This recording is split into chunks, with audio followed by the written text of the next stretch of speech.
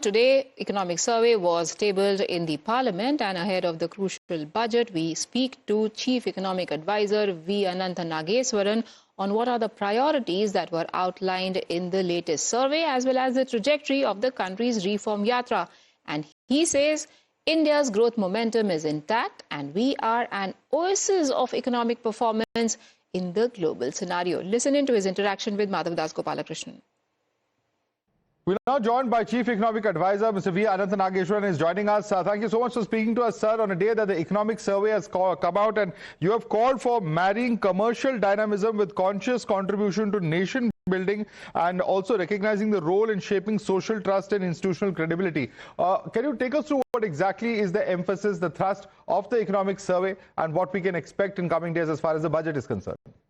Thank you. This is one of the emphasis of the economic survey, and it's not something new that we are saying, because we have been saying it in the last couple of surveys as well, that you don't get to a developed country status that we are seeking in 25 years' time only on policy measures. We need the other two pillars of the society, the commercial sector and the households also have to do their bit. So, and what a private sector can do is to focus on quality, is to focus on innovation and become export competitive. And citizens basically have to look at, take care of their own physical, mental and emotional health, screen time, ultra-processed food consumption, and also in terms of how we respond to public goods, how we treat them. Do we treat them as our own, etc.? So those are all the various dimensions in which both stakeholders, apart from the government, the private sector and citizens can contribute to achieving our development aspirations. Back to you. And despite, the various challenges globally speaking, that India currently faces,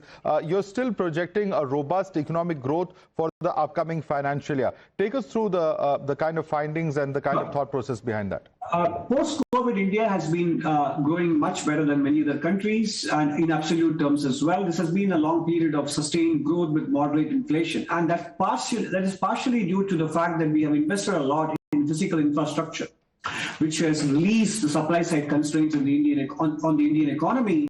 And more specifically, in the last 12 to 15 months, the government has also begun to accelerate its approach to economic reforms, starting with direct taxes relief in the budget, and then simplification of direct taxes, GST, labor code notification, FDI for insurance and nuclear energy, etc. And also more important process reforms in the case of Ministry of Environment, Ministry of Road Transport. All those things have added up to a sense of optimism that the government is contributing through public policy and capital expenditure and process reforms to enhancing the productive potential of the economy. And that is what gave us the comfort level to raise the potential GDP growth from 6.5% 3 years ago to 7% now. Right. You also said that investors need to stay committed. How concerning is this commitment right now, and what is the cause for the reluctance that you've been able to identify?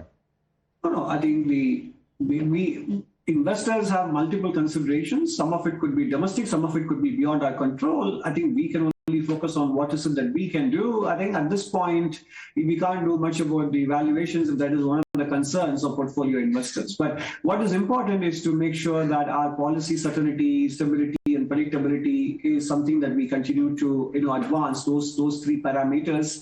And also obviously if the tariff situation with the United States also gets resolved, that will also bring in a lot of comfort to investors about India's ability to be a low-cost manufacturing destination and an alternative to low-cost manufacturing center and an alternative to China. So these are all the things that we could do to make sure that investors are able to marry the India's macro fundamentals, which are very good, with geopolitical circumstances as well. Back to you. Right. Also, of course, you've seen the India-EU free trade agreement that has been described as the mother of all deals. Of course, there's a lot of legal work to be done, the fine print to be scrutinized, so on and so forth, and it's going to be several months to perhaps even a year before it's signed. How long before we really see the impact of it, economically speaking, in your estimation? I mean, once the agreement becomes operational, then it is up to the the legal process, as you mentioned, gives us time to prepare ourselves, our production processes, quality and productivity, etc., to be able to take advantage of the access that the large European Union market provides us, especially for labor-intensive sectors like textiles, gems and jewelry, footwear, etc. So I think if we can sort of, as I said in the case of in the presentation as well, as the Honorable Prime Minister said, if we can focus on dam kam and dam zyada, and that is not just only for foreign markets, but domestic markets as well. We have to, our industry has to become a watchword, quality should be the byword, and that should apply across markets. Then we will be able to take full advantage of these market opening initiatives of the government. Right. In the previous economic survey, the unemployment rate was pegged at 3.2%. As per the data that has been released today, it has topped 5.4%. Why has the unemployment rate gone up? And have you given any prescription solutions to tackling this?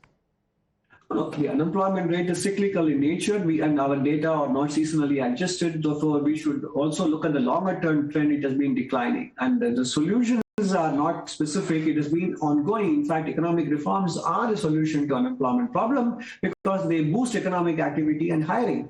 And the notification of labor codes is a very important development for boosting employment. State-level deregulation is another initiative that allows small and medium enterprises to grow, and they are employment generators. So there isn't one single specific prescription for generating employment, because employment comes out of economic activity.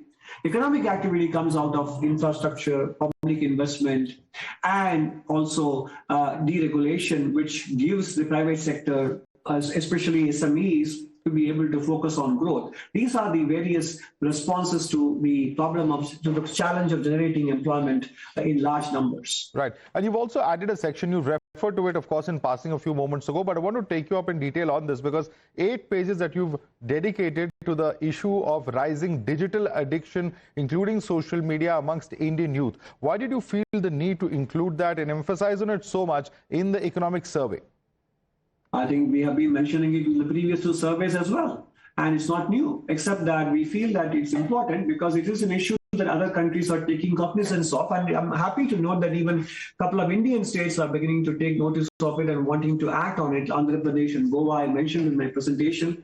I think it will have a huge impact on productivity, cognitive tasks, etc. And without our adolescents and young adults being capable of being able to concentrate and focus on cognitive tasks, then their productivity, their workplace absenteeism, productivity will go down, absenteeism will increase, it will affect their incomes and naturally consumption and also economic activity in general. So it is very, very directly related to economic output. And that is the reason why an economic survey should definitely take notice of this. Right, sir. So a few days ago, we saw a comment coming in from Geeta Gopinath to the IMF, where she referred to the real impact of pollution and the need to do that, because that also has an economic impact, not just on the citizens, not just on the investors, but on the whole ecosystem. As as somebody who's looking at the entire economy in such granular detail, do you share those concerns?